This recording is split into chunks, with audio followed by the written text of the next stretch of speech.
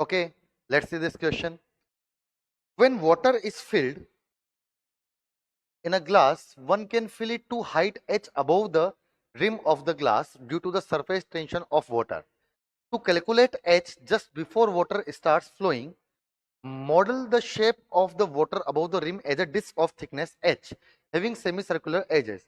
As shown systematically in the figure, when the pressure of water at the bottom of the disc exceed what can be understood due to surface tension, the water surface breaks near the rim and water starts flowing from there. If the density of water, surface tension and acceleration due to gravity is this, find the value of h. हम लोग basically जानते हैं कि हम किसी भी container में जब कोई फ्लूइड भरते हैं तो फ्लूइड उसके अपर एज पे आकर कुछ ऐसा सर्कुलर डिस्क बना लेता है और हल्का सा नीचे लटकता है.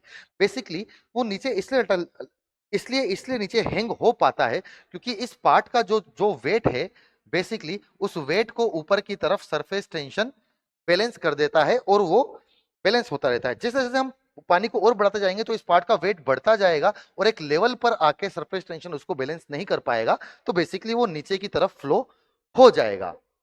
अब अगर मैं इस पूरे पार्ट को देखा जाए तो इसमें हम लोग जो कंसेप्ट यूज करने वाले हैं that is concept of capillary action. Capillary tube के एक्शन में हम लोग जानते हैं, अगर हम लोग इसको अपर पार्ट से देखें तो हमें बेसिकली जो अपर साइड है वो कुछ इस तरीके की दिखाई देगी कि साइड्स में से वो सर्कुलर हो गई है और हमें इस तरीके से दिखाई दे रही है. Now this whole is the beaker जिसका बेसिकली रेडियस है दिस आर.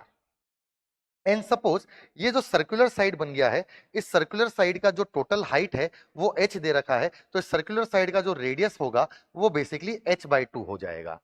अब क्योंकि जो एक्सेस प्रेशर बना है उस एक्सेस प्रेशर के लिए हम लोग P एक्सेस प्रेशर का फॉर्मूला जानते हैं विच is nothing but delta P, जिसको हम लोग जानते हैं विच is nothing but T into 1/r1 plus 1/r2. क्योंकि दो रेडियस ऑफ कर्वेचर से ही जाके ऐसी सरफेस बन सकती है कि आप इस तरफ बीकर की सरफेस की रेडियस पे गए और उसके बाद आर ये जो दूसरी छोटी आर वाली रेडियस है उससे अपनी एक पूरी की पूरी सरफेस बनी, तो वो एक सेमी सर्कुलर या एक पूरी सर्कुलर सरफेस यहां पर बन जाएगी. तो let's say this is R1 and let's say this is R2.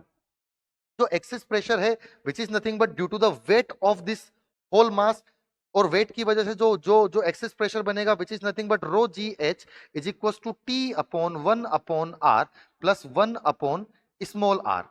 अब क्योंकि हम लोग जानते हैं कि ये जो छोटा सा जो थिकनेस है वो h बहुत ज्यादा छोटा है, तो बेसिकली इसकी जो रेडियस है स्मॉल r वो बहुत ज्यादा ही छोटी होनी चाहिए.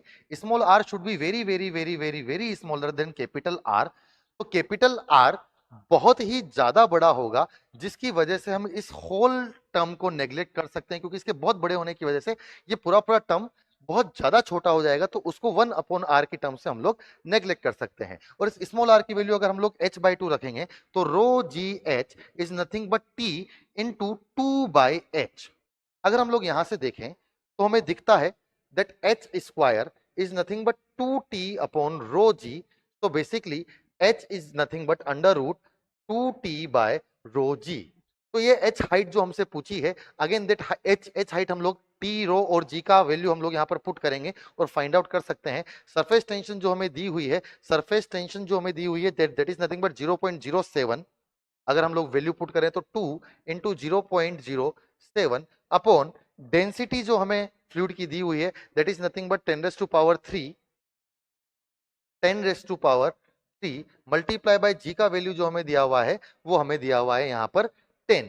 अगर हम लोग यहाँ पर इसको भी नीचे उतार दें तो it will be nothing but 10⁻². So basically 10⁻³ तो यहाँ से 1/10⁻³ तो यहाँ से बाहर आ जाएगा और अंदर बचेगा √14. √14 जब बेसिकली हम लोग करते हैं तो हमें जो वैल्यू मिलेगा वो हमें वैल्यू मिलना चाहिए.